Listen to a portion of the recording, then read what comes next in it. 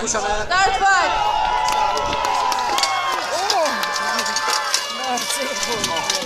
Давай! Rakušané zkusili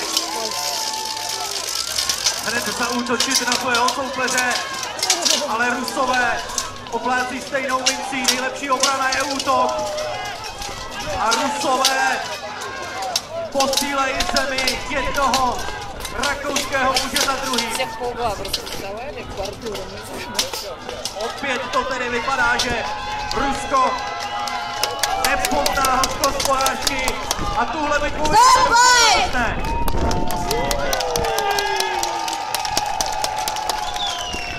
Rusko vítězem i proti Rakousku.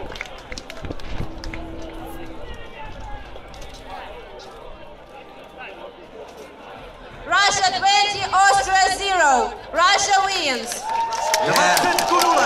Velmi jednoznačná záležitost. That was a clear victory of Next Russia. round. Máme za sebou první kolo, které jednoznačně patřilo Rusku. Je fanoušků, tak uvidíme, jestli je potěší ve druhém kole. Austria have a lot of fans in the stands.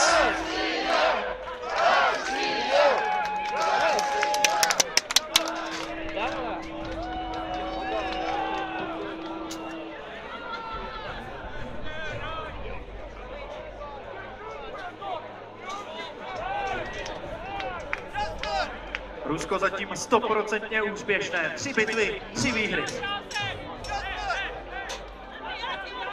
Have Austria some fans in the stands?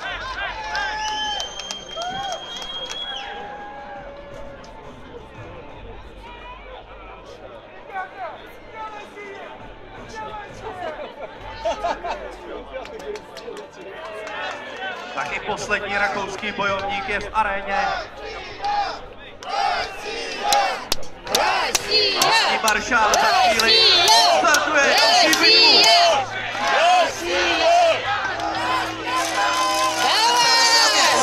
Souboj začal. Rusko opět chce dokázat, že v téhle aréně je jako doma. Rusové obhajují titul. Opravdu se tomuhle koníčku věnují naplno a dokazují to zatím i tady v Praze. Rakušané se brání, ale postupně padají k zemi. Vidíme tam souboje klidně 3-4 na jednoho. Типа такого. Start fight! Konec boje!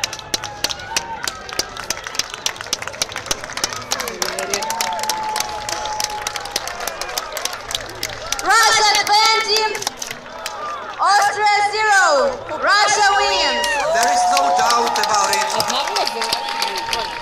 Rusko opět zbylo 20 bojovníků a opouští tuto arénu jako vítěz. Vítězem bitvy mezi Ruskem a Rakouskem je jednoznačně Rusko. Petře, takže si to shodneme.